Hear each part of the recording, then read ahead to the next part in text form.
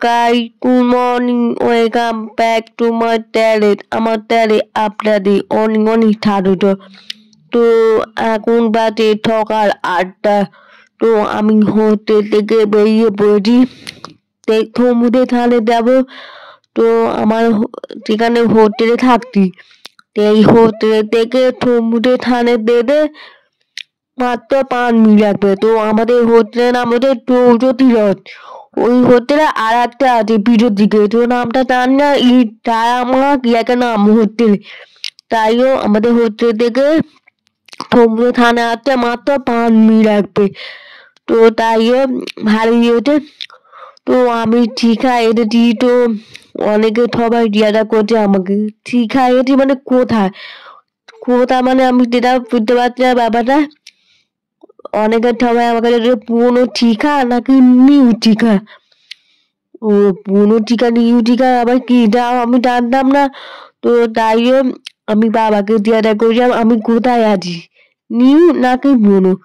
তখন বাবা বলতো যে আমি পুরোনো দীঘাতে আছি।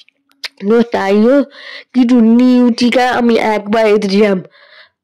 তখন আমি টিএলএ করতাম। তখন কলেজ থেকে আমাদের সবাইকে নিয়ে গেছিল দীঘা বেড়াতে।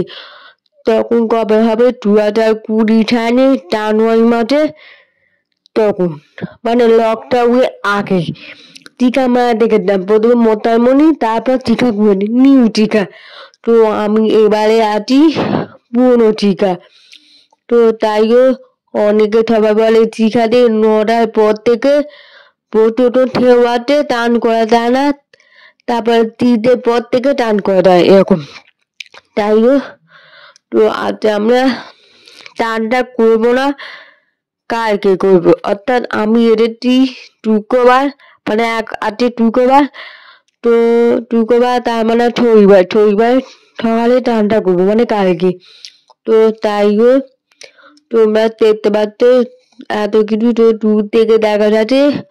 তো ওখান থেকে টান করে অনেকে সবাই বলছে, তাই ওখানে যাবো। ওখানে হচ্ছে পুরোনো দীঘা, তো ওখান থেকে আর একটু দূরে যেতে হবে, ওখানে টান করবো। তো তখন আমরা টানটা করবো, তখন তোমাদের আমি ভিডিও শেয়ার করবো। এবারে টিভি দিয়েছে, তো যেটা হচ্ছে মুই আলু চপ আর একটা করে মিষ্টি দিয়েছে। পুরো মেনু হলো ভাত, মাঠে আলু দিয়ে শাক তরকারি, ডাল আর আলু পটলের টিকি আর মাছের ঝাল আর পায়েস দিয়েছে।